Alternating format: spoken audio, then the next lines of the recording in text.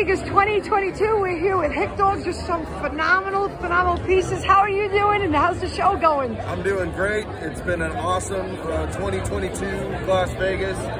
A lot of great energy here as always, and definitely things are moving, and there's like I tell people, the greatest glasswork in the world is all here right now, so it's pretty awesome. Well, you got some unbelievable stuff as well. Could you tell us like when you got started and where you're from? Sure, I'm from Albuquerque, New Mexico, and that's where I got started, and I've been doing this for 25 years now.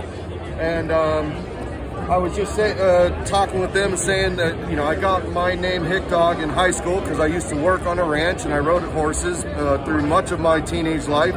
And then I went to high school, you know, dressed like a cowboy my freshman year, and the friends that I made were like, "Oh, what's up, Hicdog? You're a big boy, huh?" And that just became my nickname all through high school. Awesome. After I got out of high school and was making pipes full-time for a living, you know, back then it wasn't as open and accepted. And so I was afraid to put my name on something and put it out there. So, you know, James Lynch had a website that was showed the glass art that I made. Meanwhile, Hicdog actually paid the bills.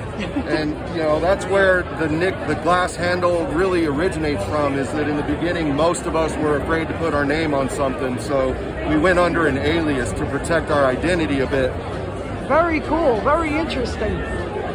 Now look at this piece, everyone. This is a three-way collab with Shaka, Windstar, and myself. Phenomenal.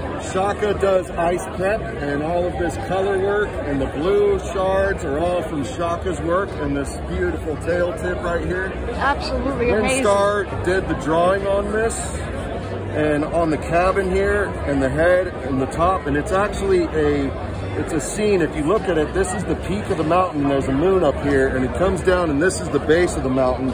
And at the bottom is this cute little cabin that's getting snowed on. Absolutely so amazing. Then at the end, I sculpted it and did most of the assembly, but at the end, all three of us were working on the final assembly to put all these pieces on and finish it out together. Wow. This was made in the middle of the woods at an event called East Coast Melt. And we did it in 4 days, working maybe about 14 hours a day at least. It's roughly about somewhere around 200 hours or so into this piece. Absolutely incredible. Look at the last year it won second place in the World Series of Glass in the collaboration category. So, amazing. Now Hicdog, what do you have this year in the World Series of Glass? So this year I have two pieces. I have a collaboration with Windstar that is a horse head that's about this tall. It's one of the most beautiful things I've gotten to be a part of making in my whole career. I'd love for you guys to go over and see it. The wood base is made by my friend Jesse Dupolux. He did a beautiful laser cut base.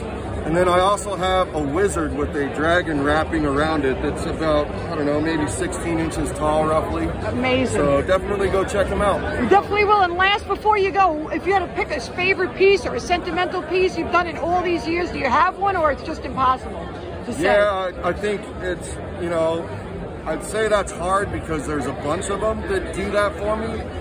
One of them that first comes to mind is the piece that we had displayed here last year called Koyanis Gotzi. It was another collaboration with Windstar Glass, and it's a cow skull with a headdress and a bunch of imagery to tell the stories about the Hopi prophecies. And there's so much meaning in it, and I implore anybody that's interested to go and read about Hopi prophecies and about find documentaries about their origin stories and what their prophecies were, because in our opinion their prophecies that they had are being fulfilled one by one. So it's a really fascinating story, and I think more of the world should know about it, and it's why we delved into that and put that into a piece to try to put that out there and have that conversation more with the world. So, well, Hicdog, thank you. You've enlightened us so much spiritually. Your work is phenomenal, and I can't thank you enough. Best of luck this year, and it's just been a pleasure. Thank you so much. I appreciate you guys coming by and seeing my work. Thank you so much.